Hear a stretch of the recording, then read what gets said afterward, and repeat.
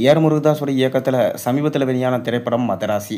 இந்த மதராசி படம் கலவையான விமர்சனங்களை பெற்று கிட்டத்தட்ட 90 கோடிக்கு மேலே வசூலை ஈட்டியிருக்கான். ஆனாலும் இந்த படம் பிளாக் பஸ்டர் ஆகணும்னா இன்னுமே 50 கோடிக்கு மேலே தேவை என சொல்லப்படுது. மதராசியும் ஒரு ஃப்ளாப் படமாக மாற அதிக வாய்ப்பு இருக்கிறதா சொல்லப்படுது. இந்த நிலையில தான் ஏஆர் முருகதாஸ் நம்ம ரஜினிகாந்த் கிட்ட ஒரு கதையை சொல்லியிருக்காராம். ரஜினிகாந்துக்குமே பார்த்திங்கன்னா அந்த கதை பிடிச்சு போச்சாம். தர்பார் மாதிரி வராமல் போனால் கண்டிப்பாக மக்கள் சந்தோஷப்படுவாங்க. மேலும் இந்த படம் பட்ஜெட் ரீதியாகவும் பார்த்திங்கன்னா குறைவு, மேலும் கால் ஷீட்டுமே குறைவு. அதாவது இதற்கு முன்னாடி நம்ம ஏஆர் முருகதாஸ் கிட்டத்தட்ட 3 மாதத்துலேருந்து 4 மாதம் வரைக்கும் ஹீரோட கால் ஷீட்டை வாங்கிப்பார். ஆனால் இந்த முறை அப்படி கிடையாது.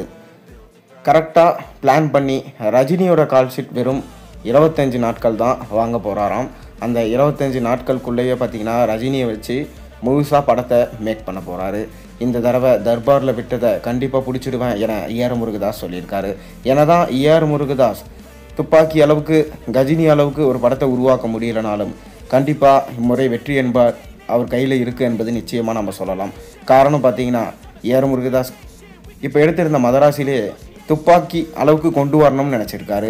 துப்பாக்கியோட கல்ச்சரை தமிழ்நாட்டுக்கு கொண்டு வந்தால் என்ன நிலமை ஆகும் என்பதை திரைக்கதையாக மேக் பண்ணி இப்போ வர விண்டேஜ் சாங்ஸோ இல்லை சூப்பர் சீன்ஸ் மாதிரி படத்தை எடுத்து வச்சுட்டோ இல்லை குப்பை சீன்ஸை போட்டு ப்ரொமோஷன் பண்ணுறதோ இல்லாமல் கரெக்டாக படத்தில் என்ன இருக்கோ அதை மட்டும் வெளிப்படையாக சொல்லி படத்தை வேறு லெவலுக்கு கொண்டு போயிருந்தார். ஆனால் திரைக்கதை துப்பாக்கி அளவுக்கு கஜினி அளவுக்கு இல்லாததுனால தான் இந்த படம் இப்போ சொதப்புற நிலைமைக்கு வந்திருக்கு.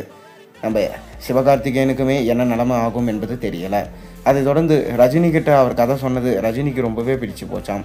அதனால் கண்டிப்பாக இந்த முறை நம்மளோட காம்பினேஷனில் ஒரு படம் வேணும். ரசிகர்களுமே ரொம்ப எதிர்பார்த்து காத்து கொண்டு இருக்காங்க. கூலி படமே பார்த்திங்கன்னா நம்ம எதிர்பார்த்த வெற்றியே கிடைக்கல. 500 கோடி தான் வந்திருக்கு. கண்டிப்பாக இந்த முறை 1000 கோடி வேண்டும். அந்தளவுக்கு நம்ம கேமியோஸ் எல்லாம் இல்லாமல் இந்த படத்தை வந்து எடுக்கணும் அப்படின்னு சொல்லிட்டு ரஜினியுமே விருப்பப்படுறாராம். அதனால் ஏஆர் முருகதாஸுமே அதற்கான கதையை ரெடி பண்ணுற விதமாக ரெடி பண்ணிகிட்டு இருக்காரு. துப்பாக்கி 2வையுமே அவர் எடுப்பேன் விஜயை வச்சு கண்டிப்பாக அவர் சம்மதிச்சார்னா துப்பாக்கி 2 கண்டிப்பாக வரும் என ஏஆர் முருகதாஸ் சொல்லியிருக்காரு.